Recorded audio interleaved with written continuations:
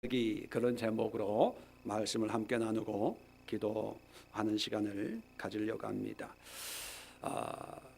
신앙생활을 우리가 영위하고 있는데 과연 이 신앙생활 또는 믿음생활의 모습이 어떠해야 되는가 늘 말씀을 드리고 강조를 하고 귀에 못이 박히도록 설교를 말씀을 통해서 전하는 것이 신앙생활을 어떻게 해야 되는가, 믿음이란 무엇인가에 관한 것입니다. 왜냐하면 이것이 잘못되면 아무리 수고하고 노력하고 헌금하고 봉사하고 수고와 열정을 다 쏟아부어도 하나님과 아무 상관이 없습니다. 예수님께서도 성경에 분명히 말씀하셨습니다.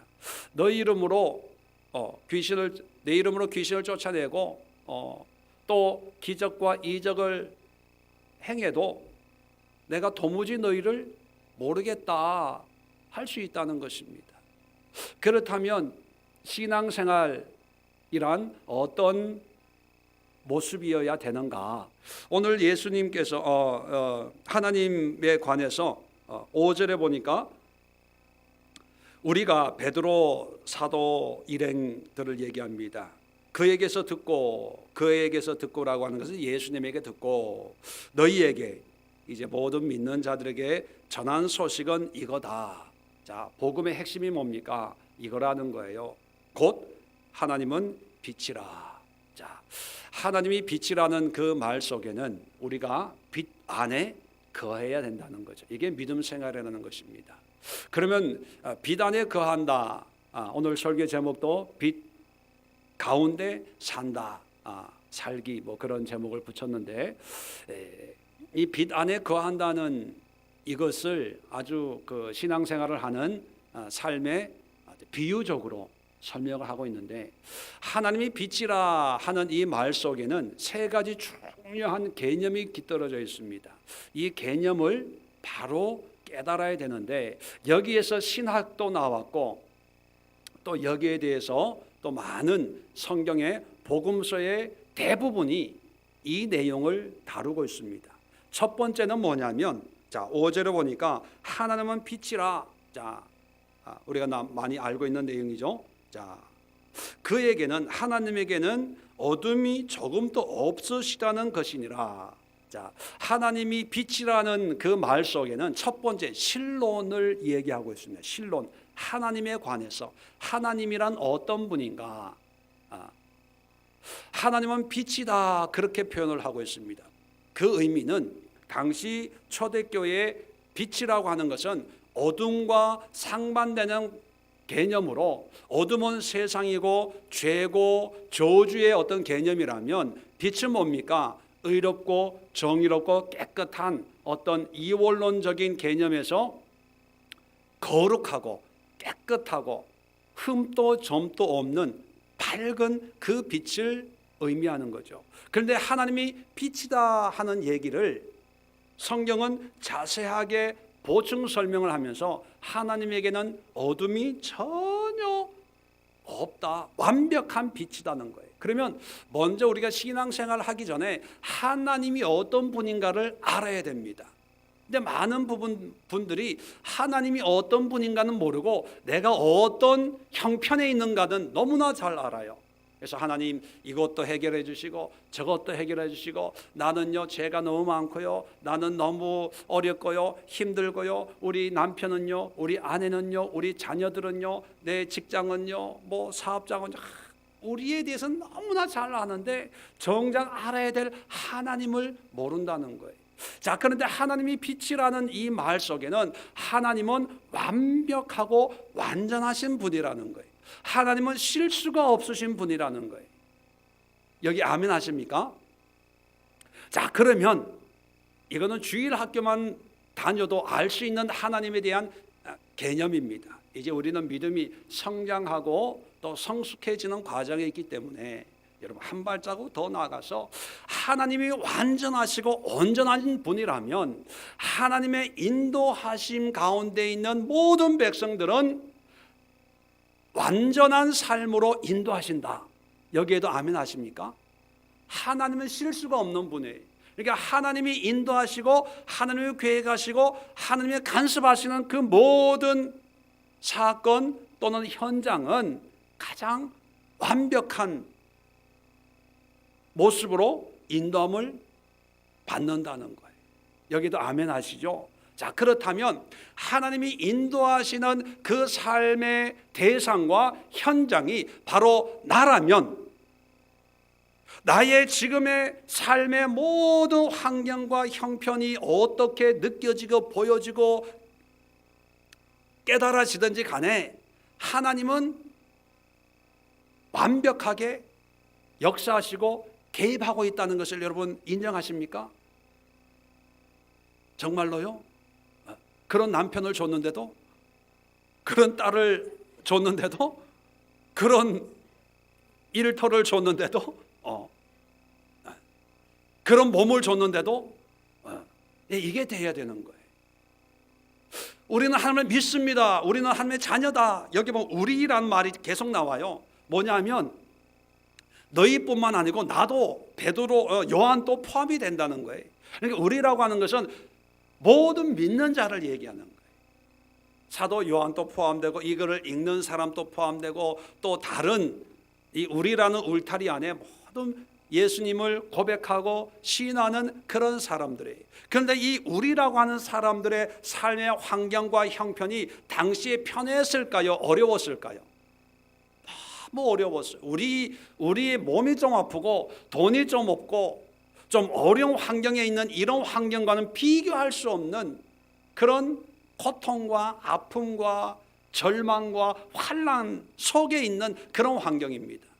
그런 환경에서도 하나님은 빛이다 이렇게 얘기하고 있다는 것은요, 환경은 어렵고 힘들어도 그래도 하나님이 이런 환경으로 인도하시는 하나님은 조금 더 어둠이 없고 조금 더 거짓이 없고 조금 더 실수도 없는 빛이다 이렇게 얘기하는 거예요. 그러면 그 말 속에는 우리의 환경과 형편에 따라서 하나님이 좋은 하나님, 나쁜 하나님, 기도에 응답하지 않는 하나님, 응답 잘하는 하나님 이렇게 정해지는 것이 아니고 우리의 환경과 관계없이 여전히 하나님은 완전한 하나님이라는 이걸 인정을 해야 되는 거예요. 근데 우리는 은혜가 좀 되면 할렐루야 아멘 했다가 좀 내가 믿음이 떨어지면 하나님 또 있냐 없냐, 어디에 계시냐, 하나님 있으면 나와보세요 뭐 이러는 거예요. 그러니까 우리의 신앙이라는 게 늘 환경에 따라서 넘어지고 엎어지고 휘어지고 굽어지고 좌로도 우로도 치우치지 말라고 했는데 이 풍파에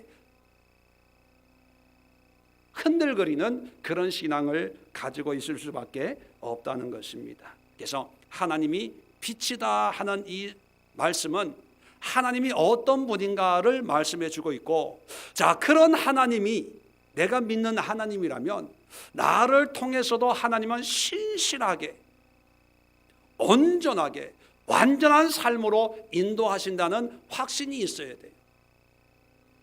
그 확신은 환경과 상관이 없습니다. 우리는 몸이 좀 아프면 하나님 왜 나에게 이런 고통을 주십니까? 그렇게 원망 섞인 기도를 할 때가 있죠. 왜? 우리가 연약한 인간이니까. 그런 기도하는 게 잘못됐다는 게 아닙니다.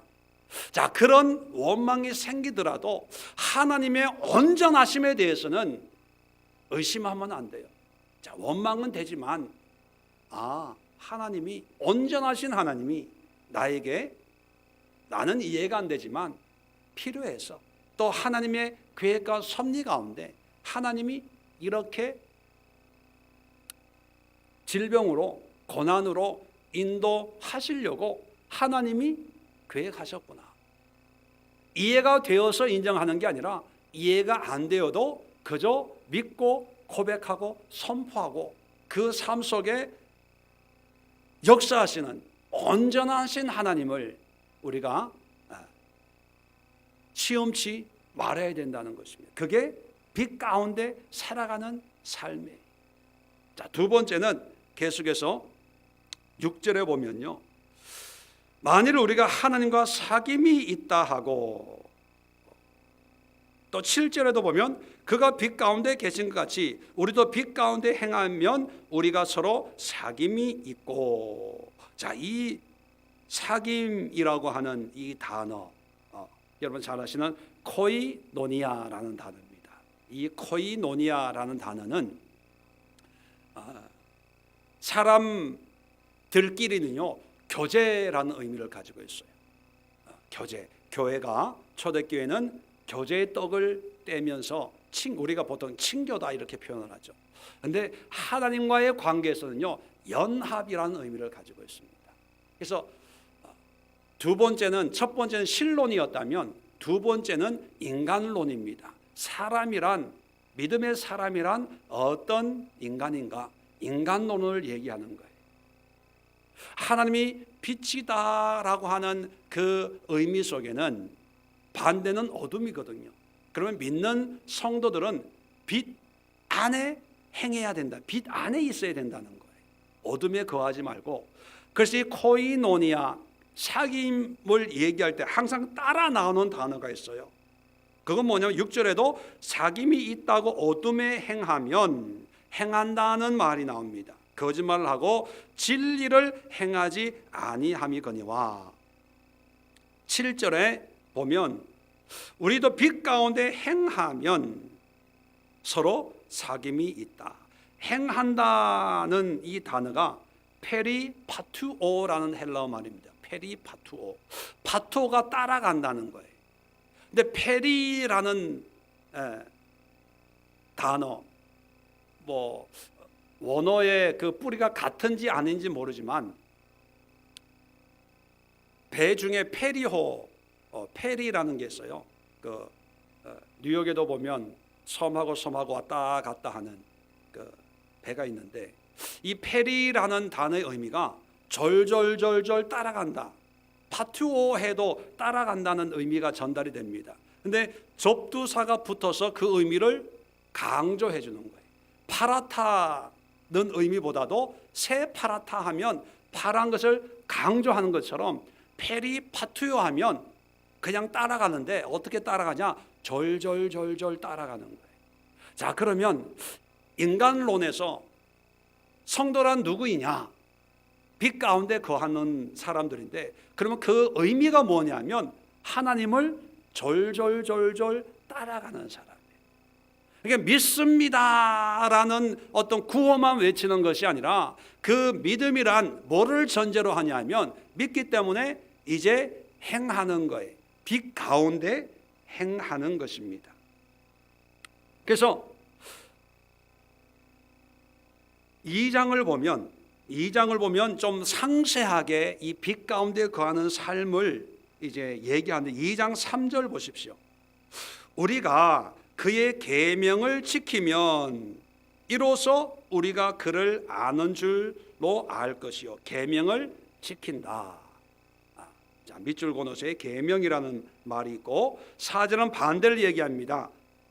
계명을 지키지 아니하면 진리가 그 속에 없다. 자, 계명이라는 말이 나오고, 5절에 보면 누구든지 그의 말씀을 지키는 자. 자, 밑줄 그어놓으세요. 말씀이라는 단어가 나옵니다. 그 얘기는 뭡니까? 계명이나 말씀이나 똑같은 의미라는 거예요. 그래서 강조하기 위해서 계명을 지켜라, 말씀을 지켜라, 강조하기 위해서 반복해서 사용을 하고 있는 겁니다. 그래서 누구든지 그의 말씀을 지키는 자는 하나님의 사랑이 참으로 그 속에서 온전하게 되었나니 이로써 우리가 그 안에 있는 줄을 아노라. 그 안, 빛 안에 있는 줄 아는데 뭐로 안다고요? 말씀을 지키고, 그 다음에 3절에는 계명을 지키고. 자, 6절입니다. 결론입니다. 자, 그 안에 산다고 하는 자는, 이제 꼬리를 물어서 계속 이렇게 논리적으로 설명을 하는 거예요. 그 안에 산다고 하는 자는 그가 행하시는 대로, 여기서 그는 누굴까요? 예수님을 얘기하는 거예요. 예수님이 페리파투오, 행하시는 대로, 이 말이 페리파투오예요. 예수님도 졸졸 따라다닌데도 자기도, 여기서는 자기도, 너희들도 페리파투오 할지니라. 자, 그러면 예수님은 하나님을 어떻게 졸졸 따랐냐? 2장 1절입니다. 나의 자녀들아, 내가 이것을 너에게 쓰면 너희로 죄를 범하지 않게 하려 함이라. 만일 누가 죄를 범하여도 아버지 앞에서 우리에게 대언자가 있으니 곧 의로우신 예수 그리스도시다. 아버지라는 건 하나님 성부를 얘기하고, 자, 대언자가 있는데 예수 그리스도다. 자, 그러면서 그는 예수님을 얘기하는 거예요. 우리의 죄를 위한 화목제물이니 우리만 위할 뿐 아니라 온 세상의 죄를 위하심이라. 우리가 그의 계명을 지키면 쭉 얘기하는 거예요. 뭐냐 하면 예수님은 화목제물 십자가에 죽기까지 하나님의 말씀과 계명을 졸졸졸졸 따랐다는 거예요. 그러니까 예수님이 페리파토한 것처럼 너희도 예수님의 말씀과 계명을 졸졸졸졸 페리파티오 해야 된다는 거예요. 이게 성도라는 거예요. 그리고 이게 빛 안에 사는 삶이라는 거예요. 자, 그렇다면 우리가 우리 스스로를 한번 다른 사람이 아니라 우리 자신들을 이 기준에 맞춰서 과연 하나님의 사람, 성도론, 인간론으로 볼 때 우리는 예수님이 하나님 아버지를 졸졸 따른 것처럼 우리는 예수님을 졸졸졸졸 따라다니는 삶을 삽니까? 안 삽니까? 네? 살아요? 안 살아요? 사는 분만 아멘. 네. 그러면 이렇게 정의를 내릴 수 있습니다. 우리는 빛 가운데 거하지 않는다. 그럼 빛 가운데 거하지 않는다는 것은 우리에게는 진리가 없다. 진리가 없다는 얘기는 예수님이 있다 없다? 없다는 거예요. 고로 우리는 믿는 자가 아니라는 거예요. 그죠?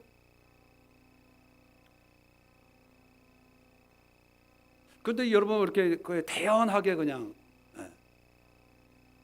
살충제 달걀 방송에는 기겁을 하는데 우리 영혼에, 우리 구원에 문제가 있다는 것에 대해서 그렇게 여유를 가지십니까? 그래서 세 번째가 있습니다. 절망하라는 게 아니고요. 세 번째가 뭐냐면 죄론입니다. 죄론. 하나님은 빛이라는 이 말 속에는 세 번째 이 구원론, 이런 우리의 문제를 어떻게 해결해야 될 것인가?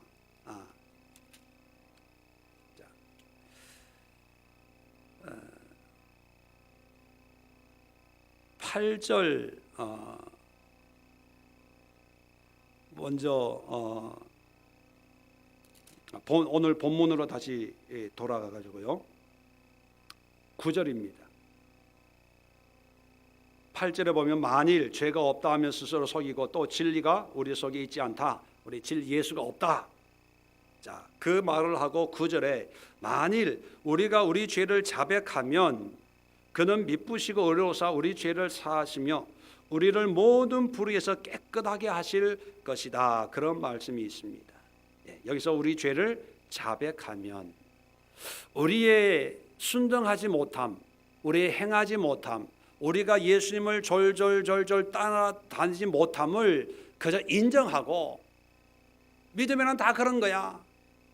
다 그렇게 사는 거지 뭐 이렇게 생각해서는 안 된다는 거예요. 이것이 문제가 있고 나는 이렇게 살고 싶은데 내 환경과 상황과 여건과 내 이 자체가 약해서 정말 하나님은 말씀대로 계명대로 살기를 원하는데 그렇게 살지 못하는 내 자신에 대해서 하나님 앞에 자백하는 신앙생활을 해야 돼요. 자백이라는 게 뭡니까? 누가 물어보기 전에 미리 자수해서 광명 찾는 거예요. 하나님, 내가 연약합니다. 부족합니다. 자, 우리가 보통 회개라고 표현을 하잖아요. 그죠? 자백합시다 이런 거는 꼭 뭐 이렇게 경찰서나 법원에 검찰 앞에서 뭐 하는 얘기처럼 좀 무서운 감이 있는데 우리가 자주 사용하는 단어로는 회개. 죄론이라고 하는 것 또는 구원론이라고 하는 것은 뭐와 연결이 되냐 하면 죄의 문제가 연결돼요. 그런데 이 죄를 사람 자꾸 내가 살인도 안 하고 도둑질도 안 하고 미워하지도 않고 난 착하게 살았다고 하는 이런 엉뚱한 죄론에 매여 있어가지고 자기는 의인이라고 생각하는 거예요. 남한테 싫은 소리 한 번도 안 했기 때문에 나는 착하게 살았다고 착각하는 이 착각 때문에 진리에 거하지 못하고 하나님의 빛 가운데 거하지 못하는 거예요. 어떤 사람은 법 없이 살 수 있다, 이런 사람들은요 정말 전도하기가 힘들어요. 복음이 들어가기가 힘들어요. 왜? 자기의 그런 아집, 고집 때문에. 그런데 여기에서 9절에 만일 우리가 우리 죄를 자백하면, 자, 우리라고 했을 때 요한은 포함될까요, 안 될까요? 당연히 되죠. 믿음이 없는 이 글을 요한일서를 읽고 있는 금반 전도대에 온 그런 초신자도 포함이 될까요, 안 될까요? 포함이 돼요. 우리라고 하는 것은요 예외가 없다는 거예요. 왜요? 의인은 없나니 한 사람도 없어요. 목사도 그렇고 직분자들도 그렇고 초신자도 그렇고 아이들도 그렇고 우리의 노력과 수고로는 절대적으로 하나님의 계명과 말씀을 페리파투오 할 수 있다 없다? 없다는 거예요. 하나님 앞에는 그 누구도 완벽하게 하나님의 말씀과 계명을 지킬 자가 없어요. 그 증명한 것이 구약 아닙니까? 유대인들이 얼마나 열심히 말씀을 지키려고 애를 썼습니까? 그런데 결론이 뭡니까? 아니라는 거예요. 낙제점이라는 거예요.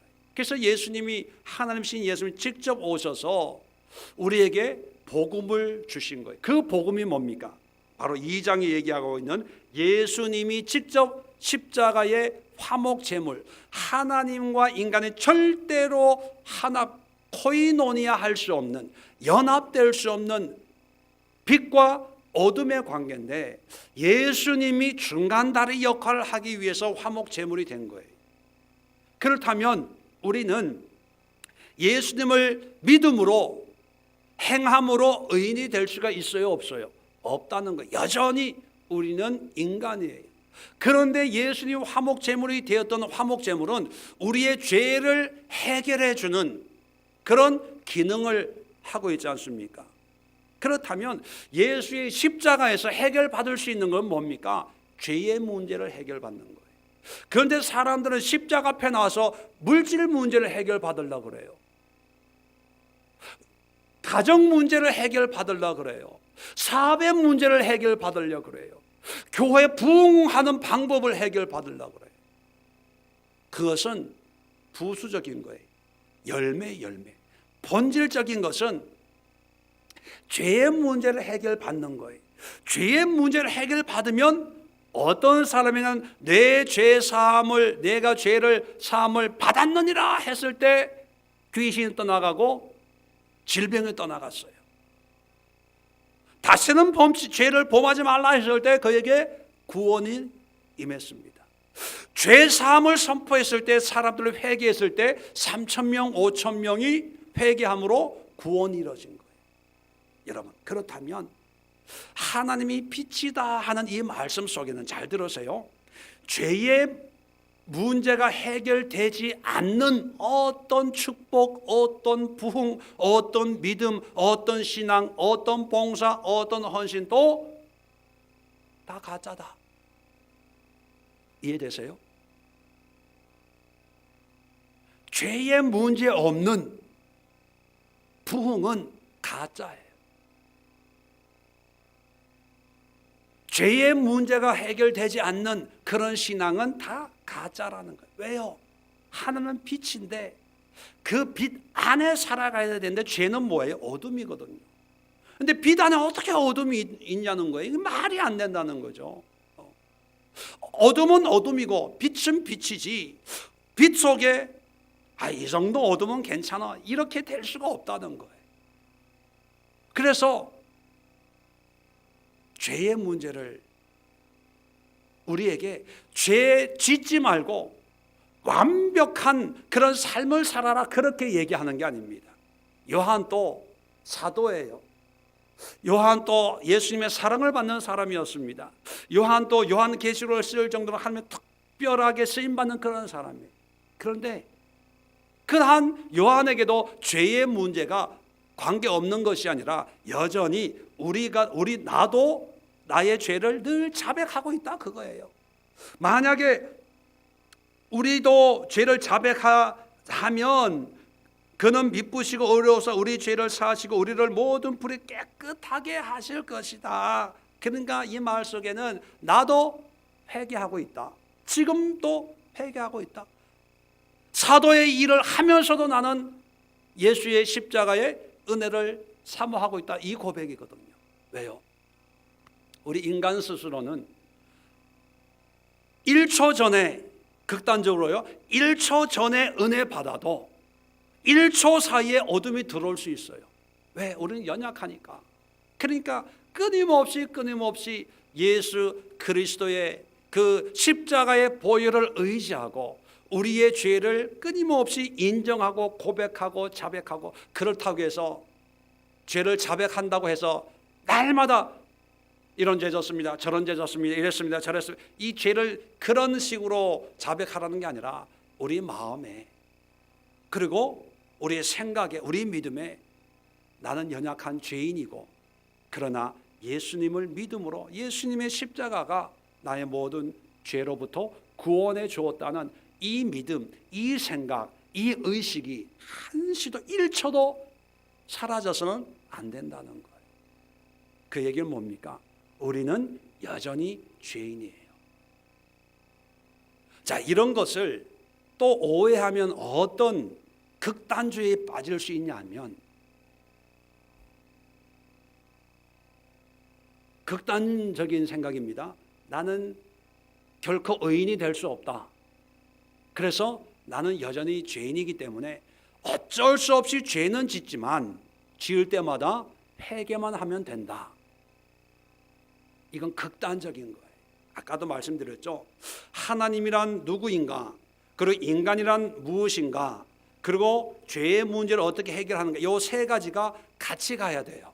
그러니까 죄의 문제는 하나님을 따라 사는 삶 가운데서 우리의 연약함과 우리의 허물을 고백하는 거예요. 하나님의 삶을 따르지 않고 페리파투어 할 생각도 안 하고 예수님 용서해 주세요, 죄를 졌습니다, 그것은 하나님의 용서를 구할 수가 없어요. 왜? 하나님은 빛이에요.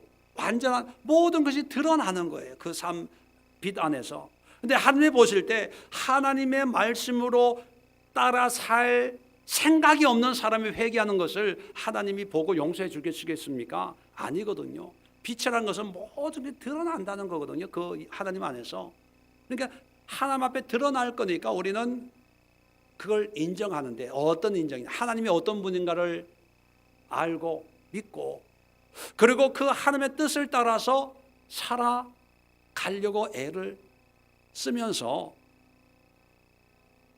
우리의 약함과 우리의 부족함을 늘 하나님 앞에 고백하고 자백하는 그런 삶을 살아야 돼요.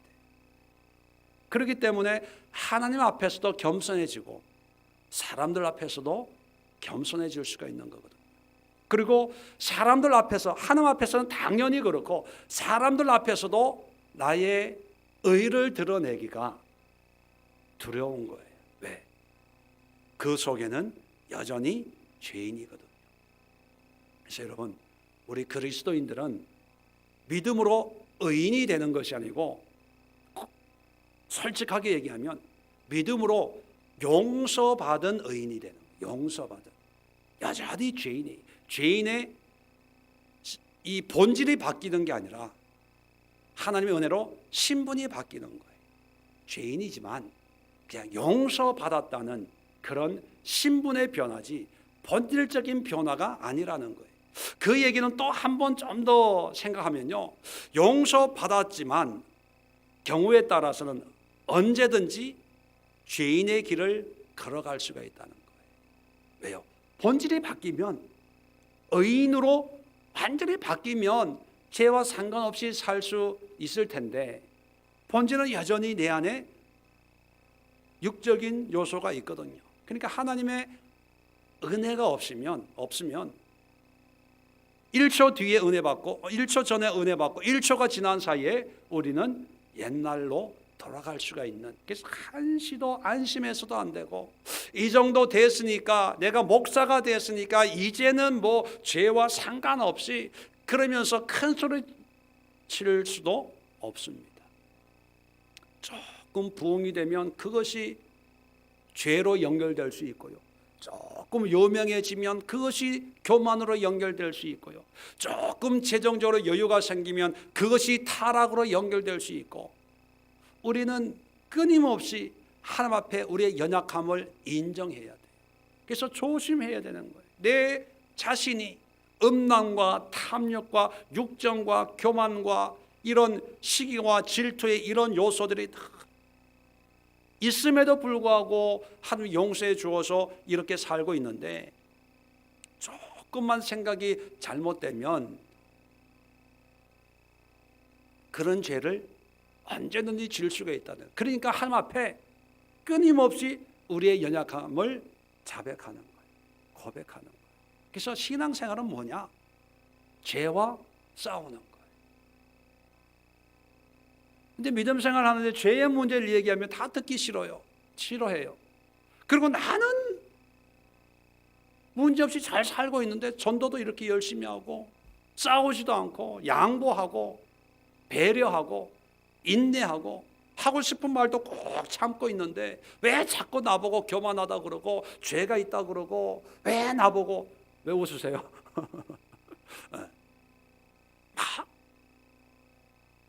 물론 그거는 윤리 도덕적으로 맞아요. 근데 성경의 죄는 그걸 얘기하는 게 아니거든요.